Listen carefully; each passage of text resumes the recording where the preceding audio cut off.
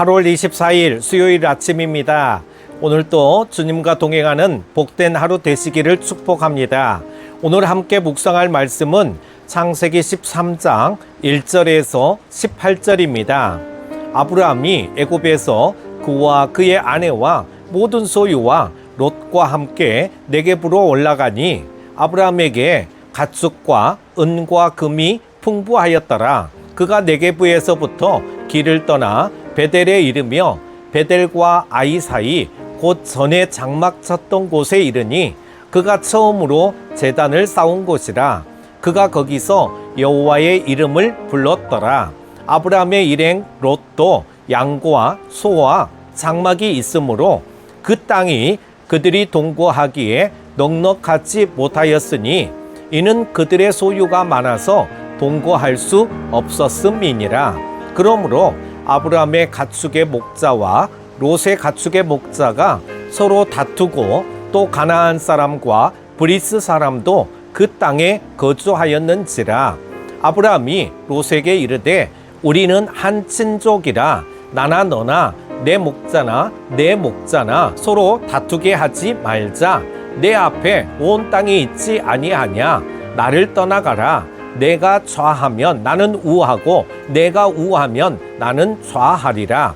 이에 롯이 눈을 들어 요단 지역을 바라본즉 소할까지 온 땅에 물이 넉넉하니 여호와께서 소돔과 고모라를 멸하시기 전이었으므로 여호와의 동산 같고 애굽 땅과 같았더라. 그러므로 롯이 요단 온 지역을 택하고 동으로 옮기니 그들이 서로 떠난지라. 아브라함은 가나안 땅에 거주하였고 롯은 그 지역의 도시들에 머무르며 그 장막을 옮겨 소돔까지 이르렀더라. 소돔 사람은 여호와 앞에 악하며 큰 죄인이었더라. 롯이 아브라함을 떠난 후에 여호와께서 아브라함에게 이르시되 너는 눈을 들어 너 있는 곳에서 북쪽과 남쪽 그리고 동쪽과 서쪽을 바라보라. 보이는 땅을 내가 너와 내 자손에게 주리니 영원히 이르리라. 내가 내 자손이 땅의 티끌 같게 하리니 사람이 땅의 티끌을 능히 셀 수 있을진데 내 자손도 세리라. 너는 일어나 그 땅을 종과 횡으로 두루 다녀 보라. 내가 그것을 내게 주리라. 이에 아브라함이 장막을 옮겨 헤브론에 있는 마므레 상수리 수풀에 이르러 거주하며 거기서 여호와를 위하여 제단을 쌓았더라. 아멘. 시대를 막론하고 사람들은 풍요로움을 복으로 여깁니다. 그래서 더 많은 재물을 손에 넣기 위해 최선을 다합니다. 그리고 남들보다 더 풍족해지면 복 받았다고 말합니다. 그러나 하나님은 아브라함과 롯의 이야기를 통해 참된 복이 무엇인지를 분명하게 가르쳐 주십니다. 첫 번째 1절에서 7절이죠. 은금의 풍부함이 복일까라고 하는 것입니다. 하나님의 은혜로 아브라함은 애굽에서 아내를 빼앗기지 않고 다시 하나님이 약속하신 땅으로 올라올 수 있었습니다. 그리고 베델과 아이 사이 곧 전에 장막 쳤던 곳에 돌아와 하나님을 예배했습니다. 애굽으로 내려가기 전의 상태로 돌아온 것이죠. 그러나 애굽으로 내려가기 전과 달라진 점이 있었습니다. 이전에는 기근 때문에 가난하고 힘들었지만 이제는 소유가 풍부해졌다는 것이죠. 얼마나 소유가 많아졌는지 아브라함과 롯의 목자들이 많은 가축 때문에 서로 다투는 바람에 더는 같이 살 수 없을 정도였습니다. 물론 재산이 많은 것 자체가 나쁜 것은 아니죠. 그러나 재산이 많은 것이 반드시 하나님의 복은 아닙니다. 두 번째 8절에서 13절 여호와의 동산은 어디인가 라고 하는 거죠. 아브라함은 롯을 독립시키기 위해 롯에게 선택권을 주었습니다. 자신이 먼저 선택할 수 있음에도 롯에게 먼저 선택하게 한 것은 상당히 지혜로운 결정이었습니다. 반면에 롯은 지혜롭지 않았습니다. 롯은 소돔과 고모라가 속한 요단 지역을 선택하고 동쪽으로 옮겼는데 그곳을 선택한 이유가 여호와의 동산 같고 애굽 땅과 같았기 때문입니다.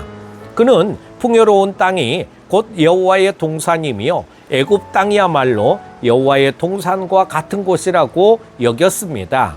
이것은 후에 이스라엘 민족이 광야에서 툭하면 애굽으로 돌아가자라고 불평했던 일을 연상시키기에 충분한 일입니다.